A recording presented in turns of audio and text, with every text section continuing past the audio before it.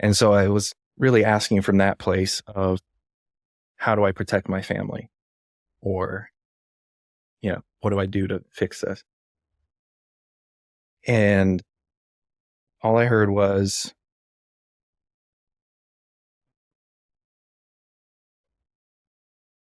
it's not your family, it's our family. Wow. That's so beautiful. It's crazy because I've thought about it a lot, but this is the first time that I've probably said it this, in chronological order and all that. So it's definitely feels more real at the moment. But that's good. Hello, beloved, and welcome back to Worthy of Everything. We have an extra special guest this evening, Grant Herbel, our very own editor. Welcome. Thank you. I'm a big fan, so it's an honor to be here. We're a big fan of you. Yes, that's right. Thanks so much.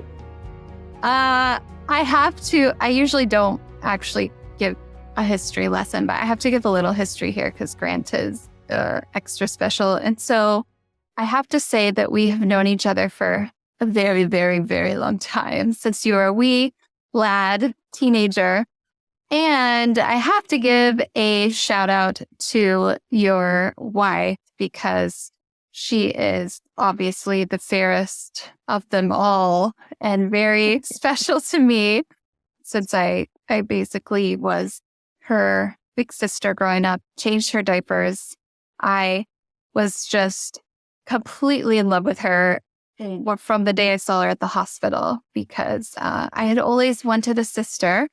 And my mom was like, I can't have any more kids. Your dad can barely handle the two of you. And so then he sent this awesome family that I got the privilege of getting to know. So I was over the moon when the two of you decided to get married. And that's a whole other story for another time.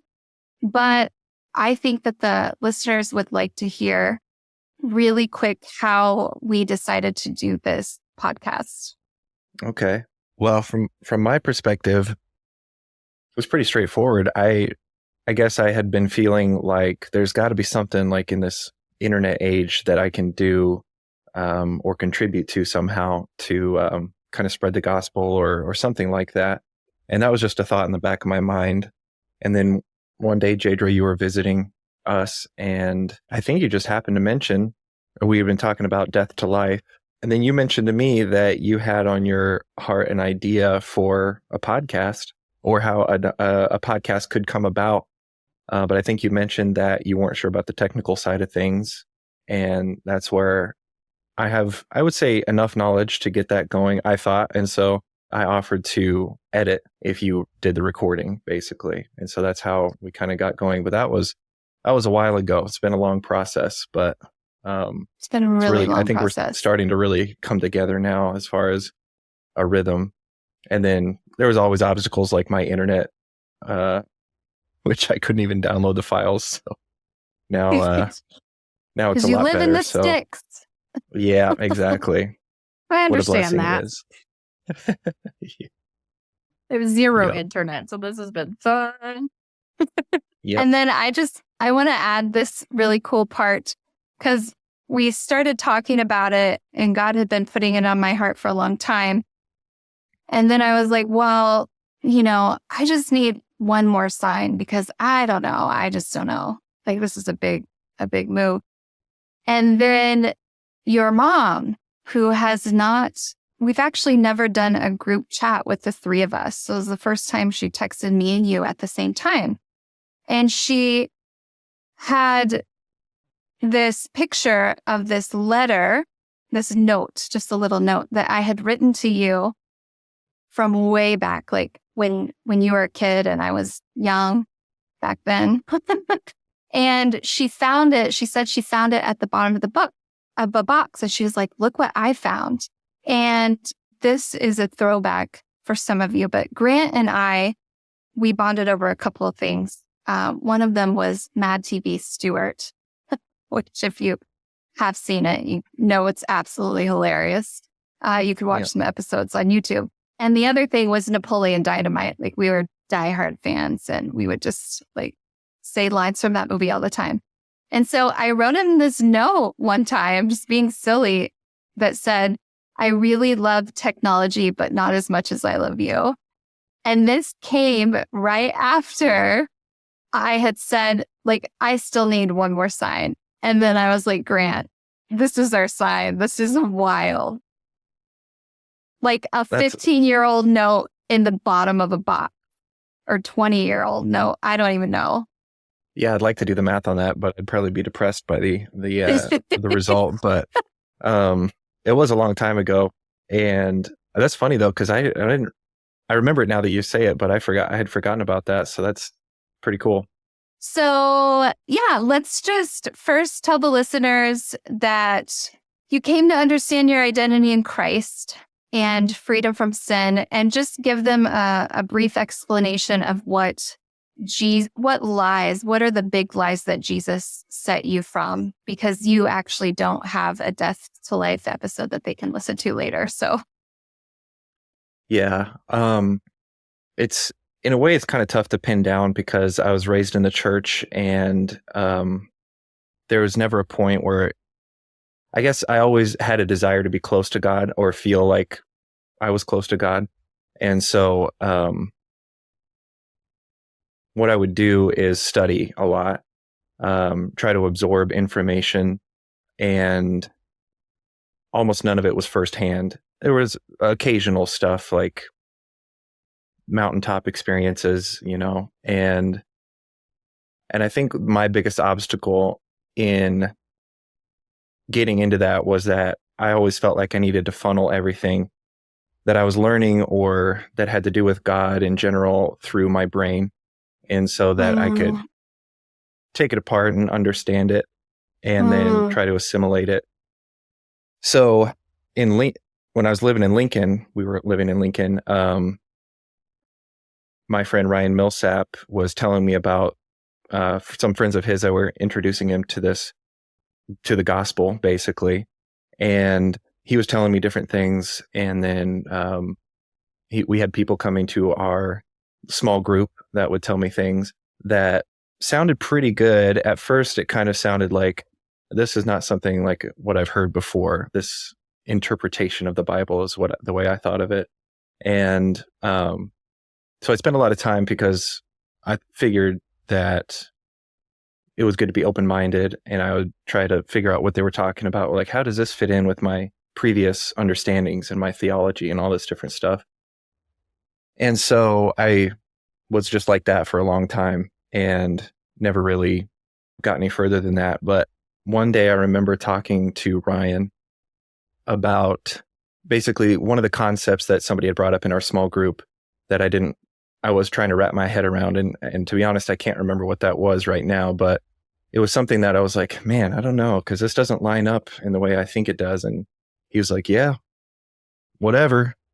At that point, he was like, I don't know what to tell you. And so it must have been, I think it was that weekend or maybe that same day, we went to our gathering on Saturdays that we would do with our friends. And there were a couple of people there, one by the name of Eddie and one by the name of Jayla. And I didn't really know them at all, but we were just introduced to them. And Jayla apparently knew Sarah from something. Yeah. There's a bit of a history there. I don't know what it is, though. Yeah. And so anyway, so she sat us down and she was just talking. I mean, she just sat next to us while we were eating, and she was talking to me and Sarah both. And then it was funny because I guess I'd always thought that Sarah, we never really discussed spiritual things at all, really. We just kind of had an unspoken agreement that we should go to church and try to be involved in some way. But so Jayla was talking to Sarah about something like, so what do you think of, I don't know, like, how's your relationship with God or something really direct? And I was just sitting there like, yeah, this is good. Sarah needs to hear this. Sarah needs to. I know, it's so funny. That's how it was. And then Jayla was like, all right, Sarah, you need to go you need to go be alone for a second, go in the other room and leave your phone. And so she does that. And meanwhile, Sarah's like tearing up a little bit. And so that's a whole other story for her, obviously. But then when Sarah left, Jayla looks at me and I was like, oh, uh-oh. Uh-oh. Just coming in. Completely No, not unexpected. Yeah, I was like, gulp. And my friend Ryan, he was there as well. So anyway, in the months leading up to this, I was really, in retrospect, wanting to understand because I wanted to believe it, but there wasn't a part of me that knew how to move from head knowledge to belief. So interestingly, Jayla was like, so what's your deal? Pretty sure she said it like that. And I was like, I don't know. She essentially didn't say too much, but she led me in a prayer, repeat after me style, and basically said, Holy Spirit, I believe that you live inside of me. And like, it was a belief prayer. And so it was perfectly aligned with what I needed. And I teared up, and Ryan was like, man, this is the most emotional I've ever seen you. Jayla was like, is he emotional right now? And Ryan was like, yeah, trust me. So it's true. But anyway, it was that point. It was like a tipping point where I moved finally from the understanding of, do I really need to funnel everything in, pick it apart, look at it, turn it around, and then see if I can understand it fully in order to believe something is true. And finally, it was a threshold of belief for me. So it was a pretty big moment. And from then on, there's still a lot of growth, obviously, in a lot of ways, but that was the point where it kind of changed for me. That's awesome. Yeah. I love that it was so subtle. It was just like, it wasn't this huge moment, but it was huge for you. It was just like this quiet, like, okay, this is what I believe now. I love that. Yeah, exactly. And it was, it was a big moment. What I was looking up earlier, I don't know if this will be useful, but it may be useful for framing other things that we talk about. Where I work, they are big on Clifton Strengths. Have you guys heard of that? Strengths Finder? No. It's not a personality test, but it's a way to categorize people and how they'll work together. And so everybody in the institution does this, and they get their top 5 strengths. And so when you go into a meeting with somebody, the idea is that you can recognize what their strengths are and have better collaboration and different things. But I think it was pretty insightful because I had my top 5, but one of them was learner, which is they each have a name. And one of them was learner, and it basically means that you like to learn, like you enjoy the process of learning more than reaching mastery of something. So if I wanted to learn guitar or something, I just enjoy actually learning how to make the chords and strum and different things, but it may not reach a point where I'm like really good at it. I just enjoy the process, and maybe I'll move on at some point. So it's good and bad. Like I enjoy doing that. But then the other part of it is intellection is another of the strengths, which on paper, just by going off of that, sounds good. Like it sounds like it's saying, well, you're pretty smart, but really it's not saying that at all. That is not the case. It says basically that you enjoy thinking deeply about things, and you need time alone to think, and introspection is a big thing that you do. Good and bad, really good and bad, but you enjoy gaining deeper understanding and wisdom, and I'll put that in quotes. But the pitfalls of intellection, which I definitely think is true, slow to act, wastes time thinking too much, and isolated. So Wow. what frustrates you as somebody who has intellection is pressure to respond immediately without given enough time to think, and discontent when you see the gap between your thoughts and ideas and what you're actually doing. So it's funny because if Sarah and I have a disagreement or something, then I would always just be like, like I would never respond. And it's not like I was shutting down emotionally. I wasn't sure what I wanted to say yet. And I really had to think about it for a long time. So there'd be just long stretches of silence. So not a very good method of communication, but I'm still like that. Like I still have to really think about it, but is that a hand raise? That was. Yeah, I know what to look for. So before you go on, I just wanted to say a couple things. The first one is just reiterating what Michaela said. That moment for you is so beautiful. Just even listening to you now and how I know you and what you're describing. And it reminds me a lot of my husband. He's so much more like you. And that moment with the Holy Spirit, it was quiet and subtle because you're a quiet, subtle guy. Mm-hmm. And so, like, we do hear these stories of these big moments, but that is the coolest part about our own unique connection through the Holy Spirit is it's unique to who we are. And so I love hearing that. I guess I've never really heard your story, like that part. So, and then the second thing I was just going to say, in case anybody was curious, was that Jayla started coming to our church when we were preteens. And so Sarah would have been very little at the time. But yeah, we've been close ever since. And so that was Sarah's connection. Well, didn't you guys work at camp together too? Did you guys all work at camp at the same time? Not with Sarah. Sarah's a lot younger than me and Jayla. You know, we're old farts. Yeah, it's a little bit of divine appointment, I would say, because that really gave her Jayla would have talked to us either way, but she really got an in with, speaking with Sarah, and they had a rapport. So I think that probably worked out really well for Sarah. I didn't know Jayla, but we still were talking and all that stuff. So what's interesting too is Sarah is not, let's see, how do I say this? She's a little more private with her inner thoughts as well. And so she did not come, you guys didn't come telling me this information. It was actually Jayla who told me what happened with Sarah. And I was so excited. I was like, oh, that's amazing. But yeah, let's continue on. I think, the question that's always on my mind is what has been the most challenging part of walking out freedom from sin and keeping that confidence and knowing your true identity is in Jesus Christ? It's interesting. I guess probably control in a way.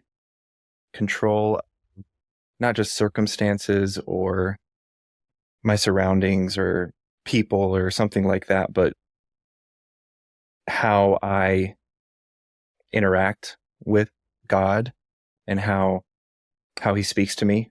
Because before there was so much, again, like the more I have to think about something or feel like I have to think about something to understand it fully before I can say that it's something that I can incorporate into my life. That was a big one. And it still is in a way, because it's almost like a lifestyle. So growing into that where,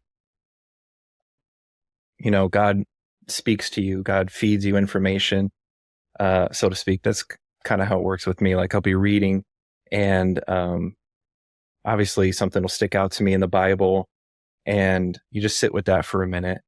And then I feel like God kind of reveals things about it or makes connections for me. And it used to be that I just really needed to do that myself, I guess. Mm-hmm. But part of that as well is, in a broader sense, something I've relatively recently only begun to understand. And that has to do with controlling my future and setting myself up in a way that I can predict my future.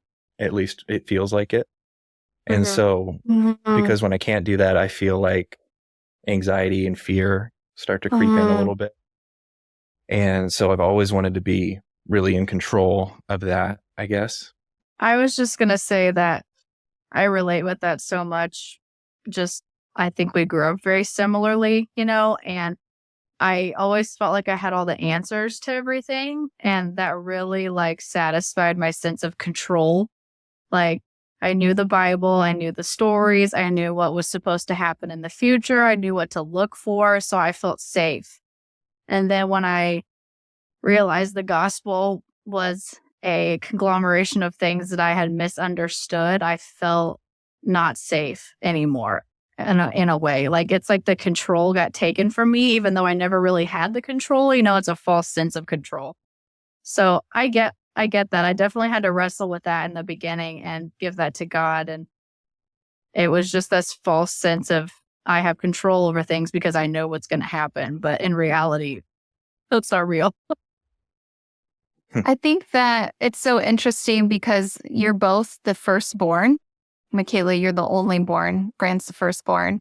And I think that's definitely more of a temptation, right? More of a behavior pattern in the eldest child, the firstborn, because I don't know, you just planners. You guys are planners because I'm the youngest and I'm literally the opposite of that.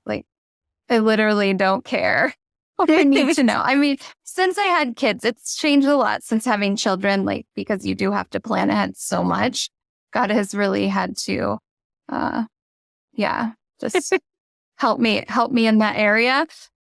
Whenever you say firstborn, my brain immediately goes to we would have been killed by Pharaoh. The story of Moses, we would have been smited. I'm sorry. Continue. So this is really interesting for me because my husband is the firstborn, the eldest, and everything you're describing, I can see those patterns in him. So you were gonna say that when your son was born, your precious little Liam, what happened? Well, that kind of idea of control was a real problem because all of a sudden it's not just my life or even Sarah's life, it's this kid's life that is apart from me, but also I feel the need to protect, obviously. But yeah, something about that was just, it really became a big weight in a way. I can't account for everything. And I guess there's part of me that still felt like I was doing that. Because I mean, it wasn't a huge deal. I mean, you can plan into the future or whatever. And I am a planner for sure. I have calendars on 2 of my walls for some reason. But yeah, with him, it became clear that my lack of ability to control his future and his safety was a source of a lot of fear. And I guess anxiety too. I basically had to confront that. And I don't know if we want to get into that just yet, but there was that was a big one for me in growing in that, I guess, because prior to him being born, which he's 2 years old now, and I received the gospel 2 years before that. There was never really anything about my life, post understanding the gospel that made me think there was any problem with feeling in control of my future, I guess.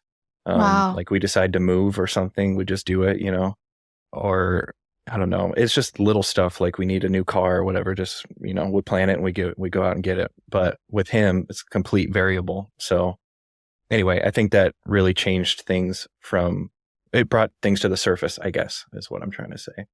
I am curious, how did you identify, because you're describing a life where you did kind of feel in control.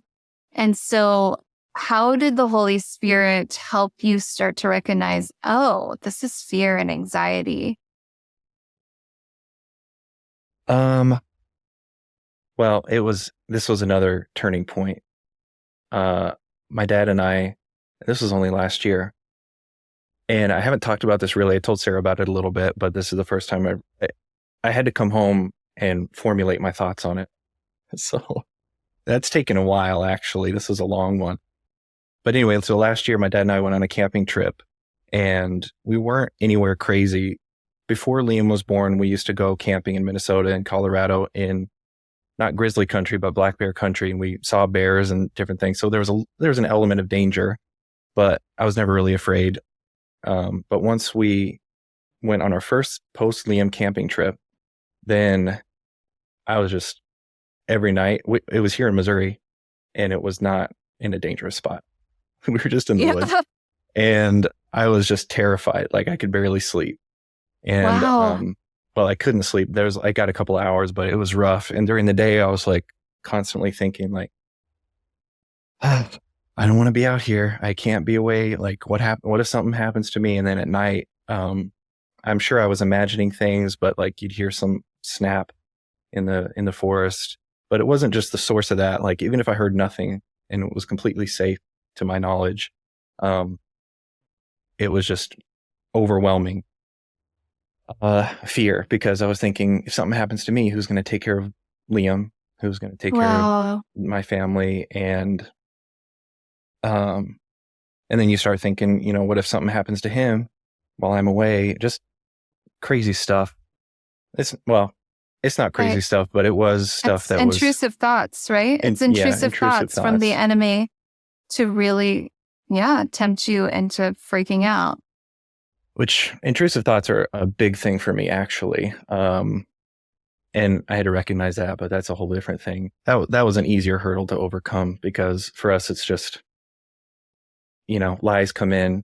But now that I'm thinking about it, because I'm so predisposed to thinking, it's not always obvious to me that anything isn't my own thought.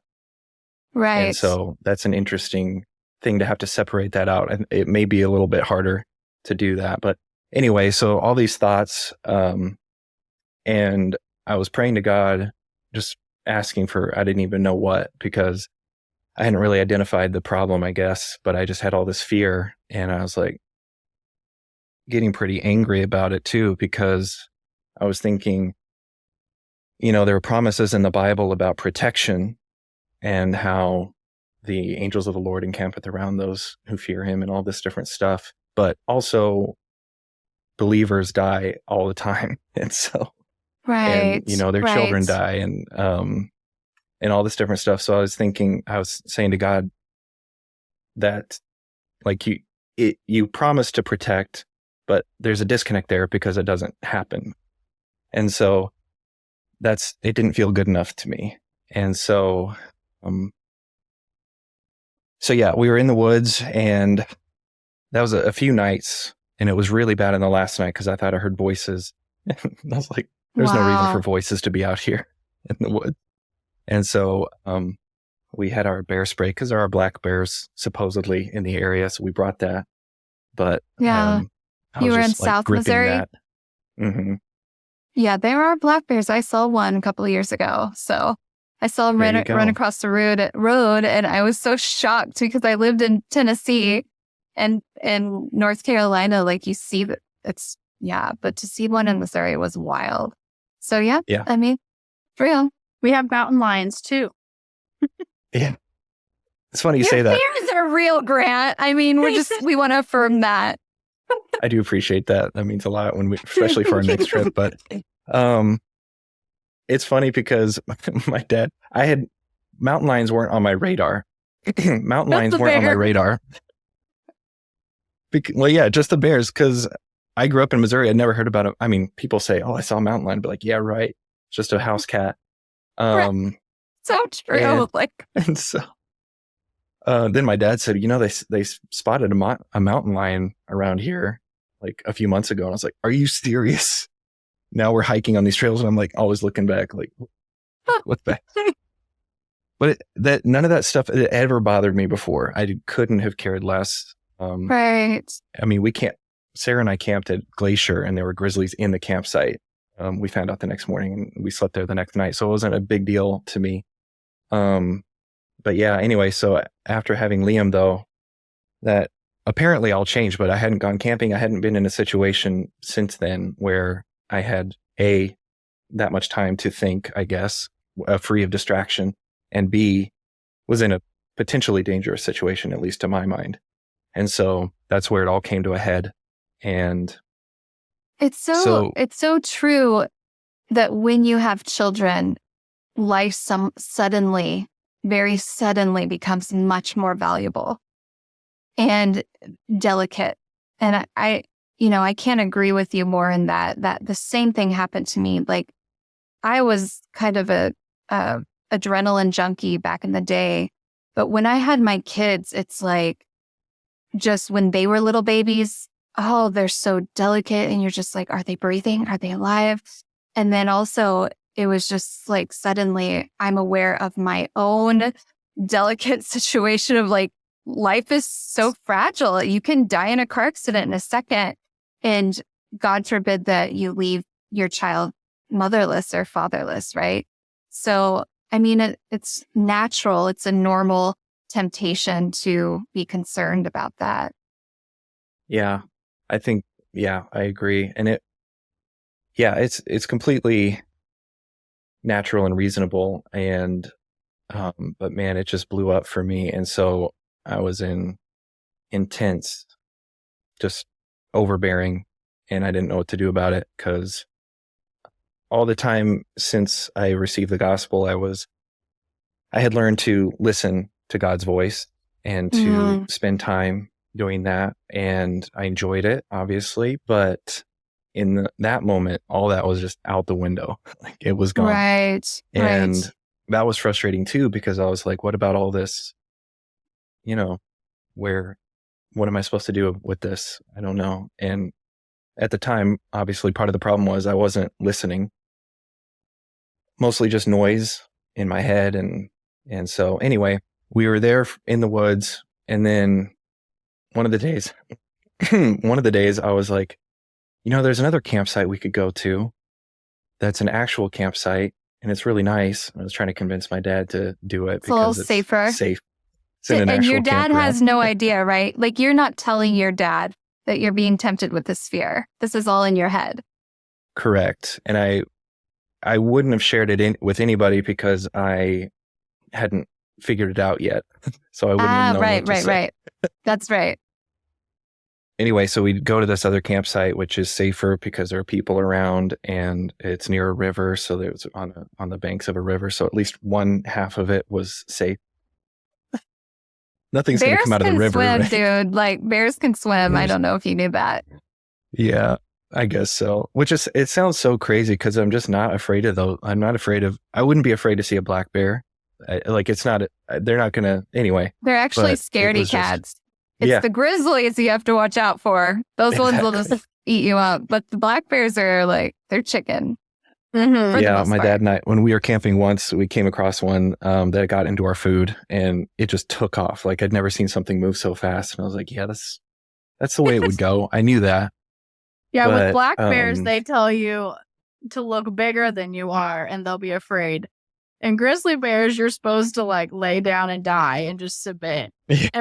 And polar bears are the worst. Just get mauled on the. You just cover your guts and hope that you survive the back of your head being like ripped off. Yeah. They said polar That's bears not are good. the worst though, because We're free from fear. right? They stalk you. And they've said that if you'll take off articles of clothes while you're running away, the polar bear will at least stop and sniff the clothes because they're so curious. So that's your only defense, is to get naked and run. But then you're going to die in the freezing snow. They're from still being going to find you naked. because they stalk you. Oh my goodness. Yeah, we're going down a rabbit hole. Let's get back to So, yeah. Anyway, no actual reason to be afraid down there. But anyway, it really, the source of the fear had to do with, what if I'm gone? And right. that was a fear I'd never confronted before. And the enemy knew what to tempt you with. I mean, it's intrusive thoughts from the enemy. He was coming at you full force, and he knew how to tempt you. Mm-hmm. Mm-hmm. Yeah, 100%. And it definitely felt like full force. I think it was probably the closest thing I've had to a panic attack, but I don't think I've ever actually had an actual attack, but it was close in my thinking. So we were at the safer campsite, and I could finally relax, but I wasn't happy about that either, because I was like, so now I'm safe in my mind. So only now can I relax. Like, why is that? Why do my surroundings have to be safe for me to feel safe, Mhm. And because I knew that shouldn't be the case, but I didn't know what else to do about it. So I wasn't content, but I at least could relax. And then, so we're right next to the river. It's the current river, very crystal clear water, spring-fed river. You guys know it. And we It's canoe the on it best. every year. It's really nice. If you think of Missouri, you don't think of something as scenic as this, but in South Missouri, it's a spring-fed river. It always has a current. It's moving downhill, constant, like you're moving. That's why it's called the current. And crystal clear, ice cold, even in the hottest 110-degree weather. And so it's always refreshing. And then in the mornings, the colors of the river, the blues, the teals. And they have caves everywhere. So beautiful. Yes, so Yeah. many caves. and there's bluffs and hills. You feel like it's just like another world, basically. It feels like it. And there's times where you're canoeing through the dense trees overhanging. It's just really beautiful. And so it's one of my favorite places. And when I used to go to camp, we would do a trip there every year. And I had the opportunity when I was actually camping there in the past to wake up really early, like at dawn, and rivers covered in fog. It's really beautiful. But in all my time on the river, I had always wanted to see a river otter. But that's ever since I was a kid, I was just fascinated by otters. Aww. Same. They're so cute. They hold hands when they swim. Yeah. Ever since you were a kid, Michaela, that's what you dreamed of. I've See wanted your one river my otter? whole life. I actually told God that I want one in heaven. This is crazy. Oh my goodness gracious. I That can't is even funny. believe it. You've dreamed about that. I love it. Continue. I was the same. Well, when I was little, there was a couple, and there were some, I don't know what they did, but they worked for the Department of Conservation, and they would go around and they had a pair of otters that they owned, and they would bring a tank and set it up and just show people the otters, and they would swim around in there and feed them and stuff. And I was just fascinated by those when I was little, and I've always liked them, but I've never seen one. And so we'd be on the river and there'd be a muskrat or a mink, very similar creatures, but not the same. Some of us would not know the difference, Nature Grant, but apparently you do. Yeah, I do. You can tell immediately. Or a beaver. Anyway, there's all these little brown things running around, and it's not an otter. It never is. And Sarah was driving on the road once, and she's like, I just saw an otter. She was talking to me. I was at home, and I was like, are you serious? Anyway, she got home, and one day we saw a similar creature. She's like, that's what I saw. And I was like, that's a groundhog. It's not an otter at all. Wow. Very different. That's Very different. My eldest son. He's just like you. He's like, It's a first actually, thing. Mom, You wouldn't get it. it's not poisonous. It's venomous. Oh, excuse me. Like, That is an important distinction. So I'm glad he tells everyone he knows. If he does. And so anyway, I didn't expect anything about that because it's been years where I've been there once or twice a year consistently, and I've never seen an otter. So I just happened to say to my dad that night, I was like, man, I always wanted to see an otter, but I never have. Supposedly they live here. And he's like, yeah. And then so anyway, he went to bed. We both went to bed, and Good talk. I heard raccoons, and yeah, it was a good talk. I heard raccoons and deer, but it was no huge deal. And I was just like, whatever. I'm done thinking about it. And because I used to love waking up early morning to see the fog on the river and all this, like the crisp air. This was October, so it was cold. And I also am not a morning person at all, but I just happened to wake up in time and have the energy or the motivation to go out and look at the river, which we were right next to, so it wasn't a huge deal. But it was also really, really cold, so I had to have that motivation. But I was like, I just want to go out there and just look at the river. So I did that, got up, went out there, and I was looking at the river, really beautiful as always, and I was a little cold, but then I heard the splashing. And I look over there, and just in this giant stretch of river where our tent, and I'm 10 feet from the tent where we set up camp, then there's some otters like 5 feet away from me, and they're just Wow. playing and swimming, and they don't see me, I guess, or they don't care. They're just having a good time. And I saw that and I was like, wow. And I watched them, and I called my dad because he's interested in these things. I said, wake up, there's otters. And he managed to get up and see them briefly, but they drifted down the river in the current and they were gone. And he's like, that's pretty neat. And he went back to bed. And another good talk. I love it. His dad talks a lot. Like, he's a man of very many few words. Yeah. Yeah. And this is the most I've talked in like 3 days. So he talks even less than me. But anyway, it's one of those things where, you know, there's something meaningful to a person individually. And I saw that, and I was just appreciating it. Like, wow, I'm glad to see this. But then it occurred to me, it's like this, like, what are the odds that you would see this, and it would be That's right. here and now? It was like a 30-second window. Wow. And I was like, a voice said to me, this is for you. Yes. And I said, and it didn't land for some reason. I was like, Aw. I don't know about that. And I don't know. For some reason, I was like, and I couldn't pinpoint why, but it just didn't land for me. And yet I recognized it. And so I was like, weird. And so I went up the path a little bit to a different part of it. And I just stood there, looking at the water, and I tried to get through it. It was pretty next level. All of a sudden, I was sitting there, and it was calm, and I could feel like I could finally think, and my world was open instead of like closed and condensed into this tent where I was afraid.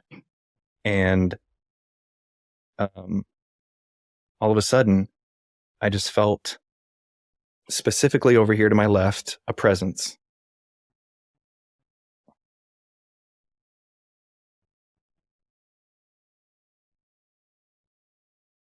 I didn't used to be emotional. Yep. Join the Jesus will do club. that to you. Well, I love anyway, this. not like this. I love that. I'm so excited. Anyway, so I felt the presence, and something about my brain, I just knew that if I were to turn and look,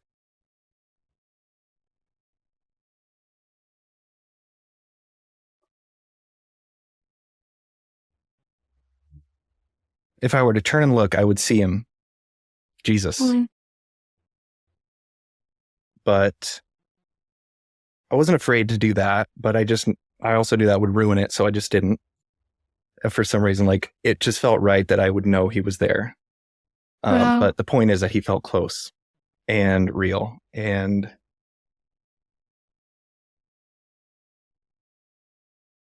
so instead of all those thoughts of me just shouting and being bombarded with fear, I had this moment of, it's just you and it's just you and me. And I felt like there was a dialogue. And so I said, why all of this? And why is it that I can't deal with this when I feel like it should not be a problem? And how can I protect my family? Which, another thing about me, I've always been somebody who needs to figure out how to do something so that I can do it. Part of that control. And part of understanding and analyzing something is so that I can take action on it. And the idea of not being able to do that is scary.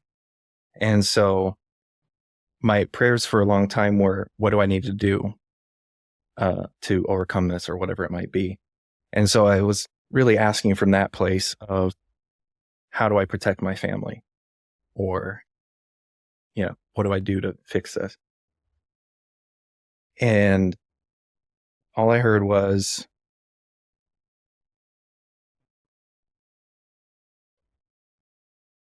it's not your family, it's our family. Wow. Oh. That's so beautiful. It's crazy because I've thought about it a lot, but this is the first time that I've probably said it this, in chronological order and all that. So it's definitely feels more real at the moment. But that's good. Anyway, that was all there was to that, because part of all that came into my brain was, what is my role as protector? I put that in quotes. In reality, at least to me, he revealed that really my role is steward. And Wow.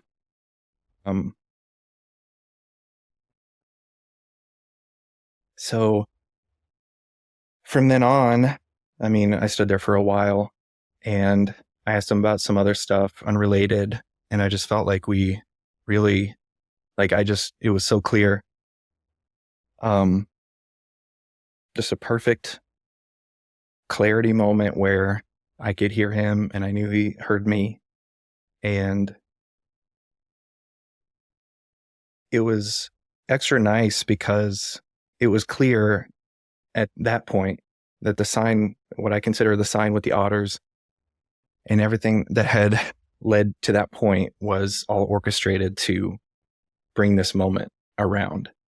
Amen. And for someone like me, I feel like that was almost necessary to do it that way. Because there was no way I was going to, at that point, I wasn't going to read a Bible verse probably and be comforted. I don't know. He could have done it a million different ways, but what my tendency is to do is to then try to figure out, like, okay, well, how does this apply to this? How does this apply to this? So just to have a moment where everything is silent and open really drove it home for me. And so I guess that was a moment for me where it turned from feeling fear about my role in my family and even my own life, and just was able to move it over into, what do I need to do, or how can I do it, or what if the circumstances aren't perfect and I'm not able to do it a certain way, or just whatever it might be, to recognizing that God is not only a protector but provider, and he's in part of it. He's in the midst of this. It's not just him telling me what to do so I can figure out how to do it. It's all together. It's like being guided, being led by the Spirit, and I guess just faith, really. Being at rest, right? Yeah, which is a big one for me, for sure. That's the challenge for somebody who's always doing the right thing and figuring everything out, to just sit and see those otters on the river and just be like, what? This is just present for me because you're my dad and you love to give good gifts to your son. And he knew that desire had been there all that time. And he chose to give you one of the long-term desires of your heart. And then you went up on the hill, and a guy who's not used to just being at rest was sitting there, and you felt his presence. Like he literally came and let you have this incredible experience, so personal, in this just beautiful place of serenity and peace.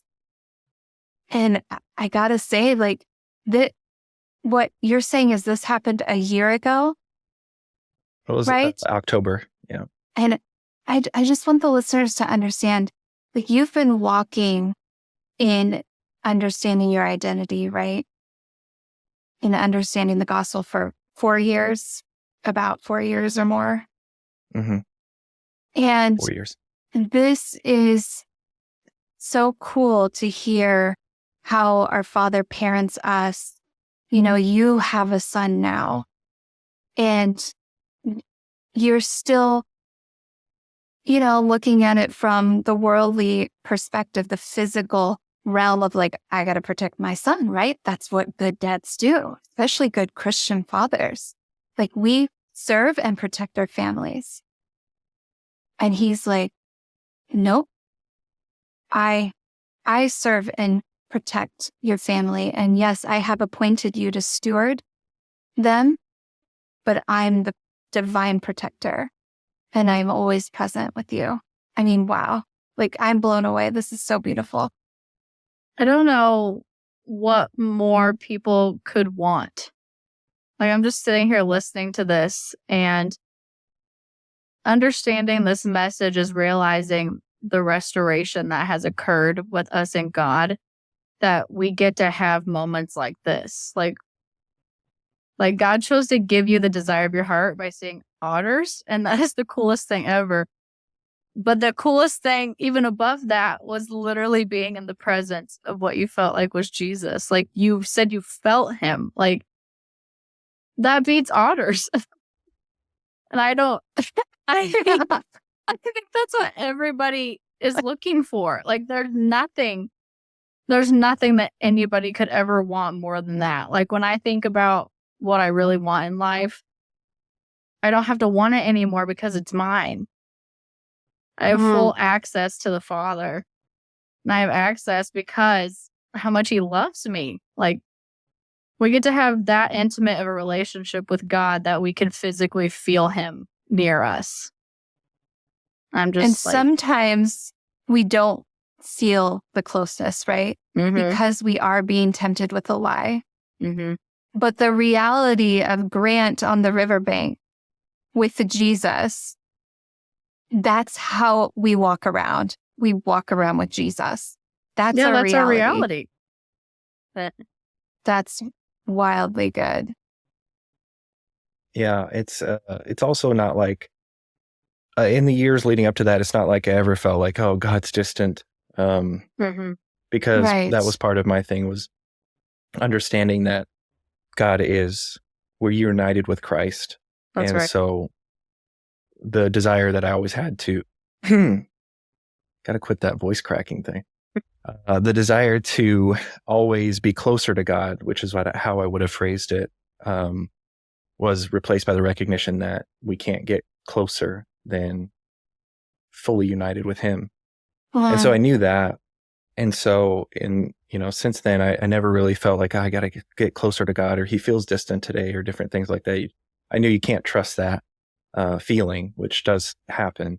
And since then, it's not like it's always, there are times when I'll go into the secret place, which is a term I really love. It's common, but it wasn't to me.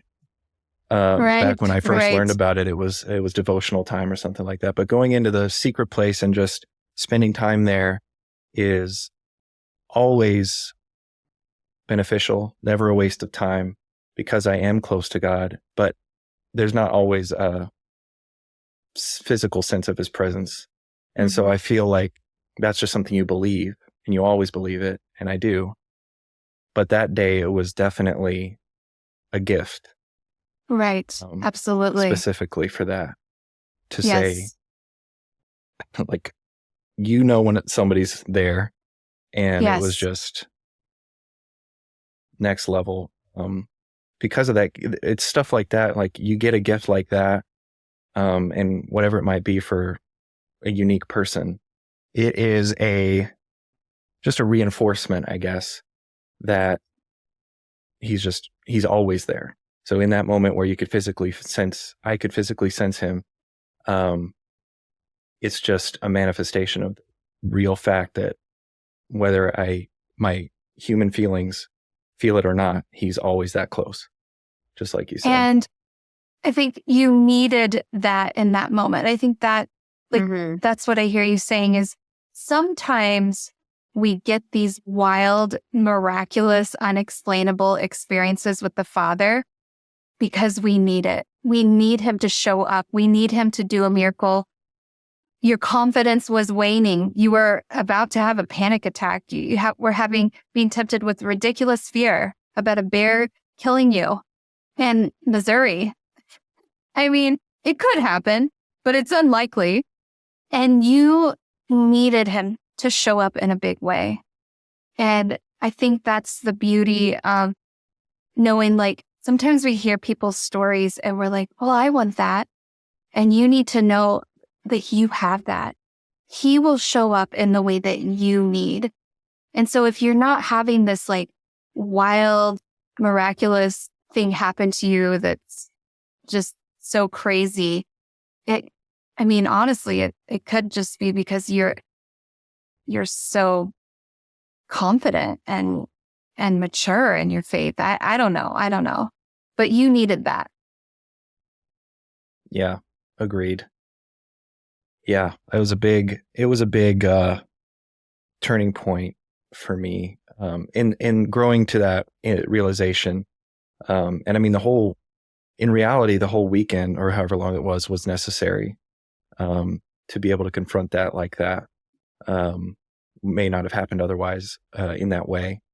So anyway, I'm not really sure where to go after that. Well, I have a question, which is how have you learned? Were you always familiar? Because you have always had a relationship with Jesus, like you're saying. You've always been a Christian. And I'm just curious, was that something new to you to hear God's voice since understanding the gospel? Or was that something already established in your life?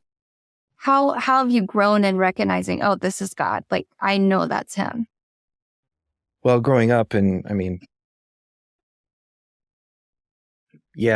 knew that it was possible to hear God's voice, but I had no idea what that meant exactly. And I guess when I heard people talk about it, I just thought that, you see a sign or something like that. Like, God really told me to do this. And I felt like I never really thought about it consciously, but I guess subconsciously, I always thought it was just like a feeling or something. Just people were saying God told me, or I don't know, whatever. I never had that experience. And so I wasn't sure. But then once I realized that the Holy Spirit lives in me and is a personal relational being, it was way easier to think God could actually impress or literally, I say literally, but speak, you hear God's voice. And I don't mean audibly necessarily, but so just that was a turning point as well, was just the idea that this could actually happen. And so if God can speak, then it would be better to set aside some time and just listen, instead of the other way. I used to pray, for example, was just, I need this or whatever it is, just asking for something or even thanking God for something, but it was always me just talking and then end of prayer, And so with Secret Place, the concept of Secret Place was for me going in to wherever it might be, but just recognizing that there's a space, a sacred space where there's a communion happening. And once I got to that point, it was easy for me to just sit there and just listen. And for some reason, it was in those moments where I was focused, so to speak, or just like present. It was easy for me to determine what was my own like thoughts coming through that. If I was asking for, what should I do next? Or which was still a lot of how my prayers were. What do I need to do? That was a habit I had to break, basically, or that God helped me break, was to think, I don't need to constantly be thinking, what do I need to do to make something happen? But more like, God, how are you teaching me in this moment, or how will you accomplish this? I don't know. Anyway, I would listen, and I would actually hear voices that were, I would hear things that sounded like my voice, but I feel like I prayed for discernment, and I felt like I was able to discern in many cases what God's voice was in those situations versus my own.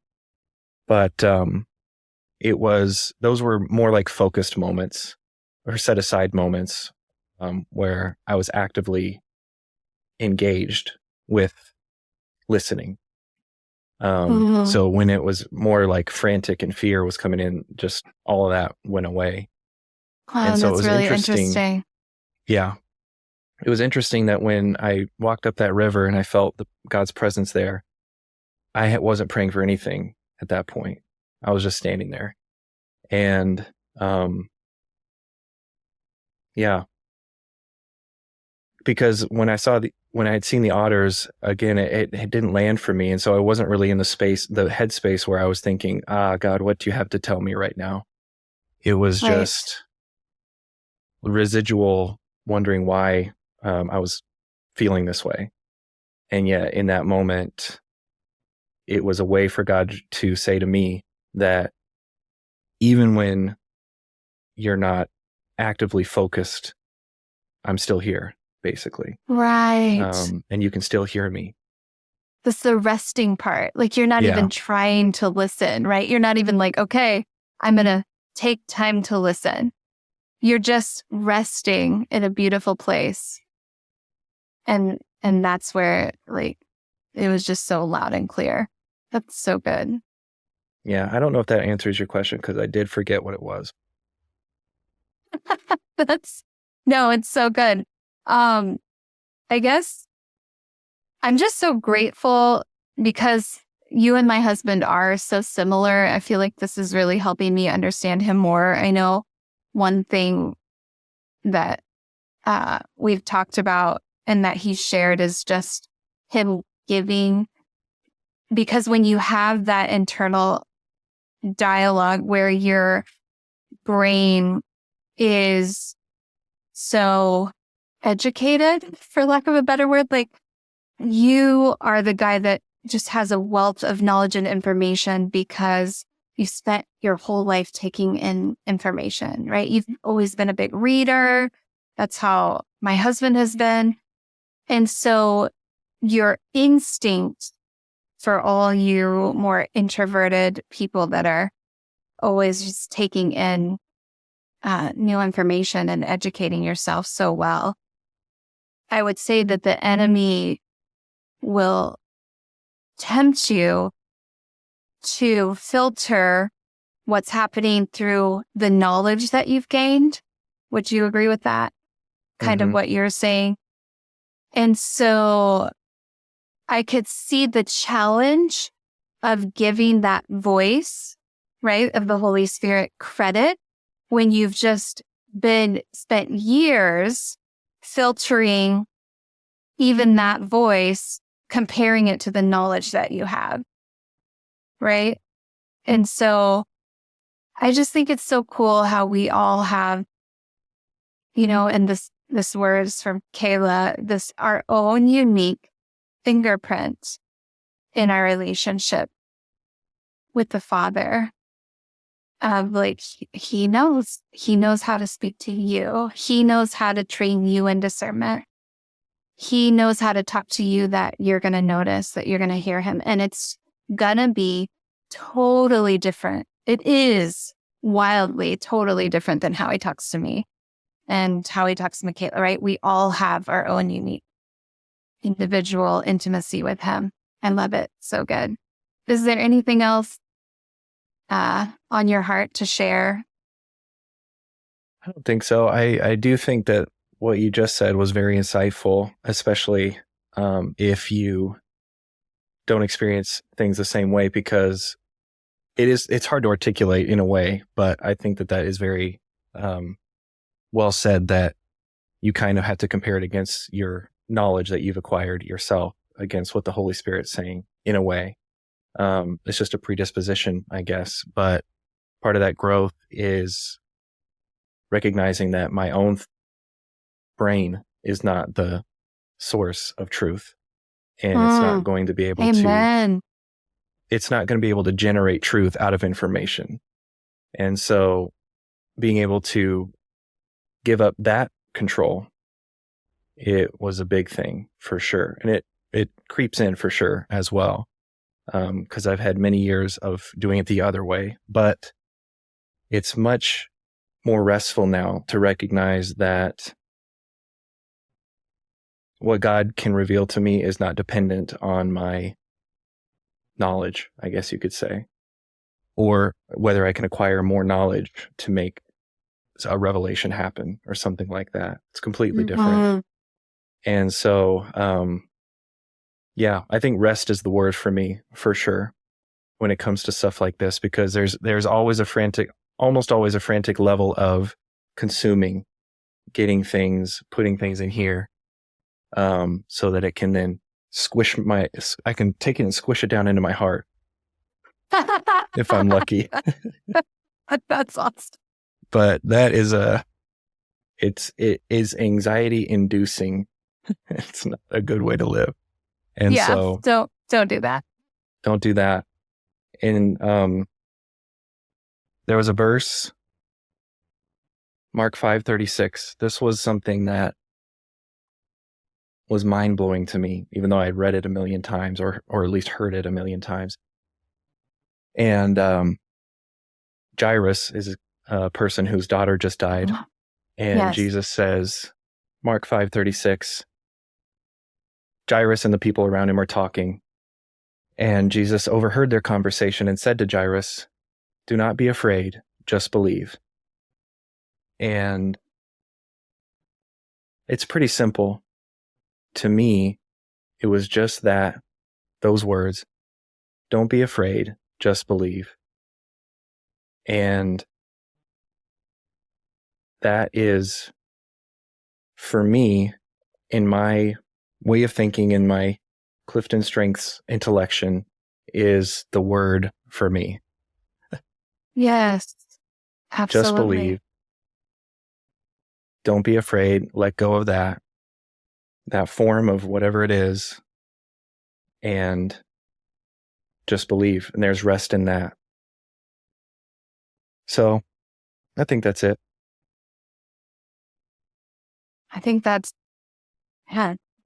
pretty awesome stuff. Yay, God. And you already answered. Our last question is always, how has prayer changed for you? But I guess we kind of just answered that in the conversation, unless there's anything else you want to add. I think you covered it. Yeah, I think so. Michaela, what about you? You good? I'm good. All I right. talked about bears and otters and all that stuff enough. Well, that can be a different podcast if we want to talk about Yes. I'm just mammals of Missouri. I think this is so funny though. Like the eldest child, we're like otters. We have to have the knowledge. It's like there's this theme. That is funny. Yeah, it is. Yeah. Yeah, we should do an episode with you guys and my husband. You guys will have a good time together. I feel like you and Nate would be not like super good relate friends too. at all. My husband's the same way. Like he's so in his head all the time. And I'm just like, let me in. Well, it's exhausting. Little pig, let me come in. Yeah. I'll huff it up. Yeah, that's what me and you do, Michaela. I'll huff and I'll puff and I'll blow your house in if you don't open the door. And Jesus is like, okay, just give him some space. Gonna be okay. That's funny. Oh, It's a good awesome. modern parable, as far as I'm concerned. There's gospel in it. Yeah. Community.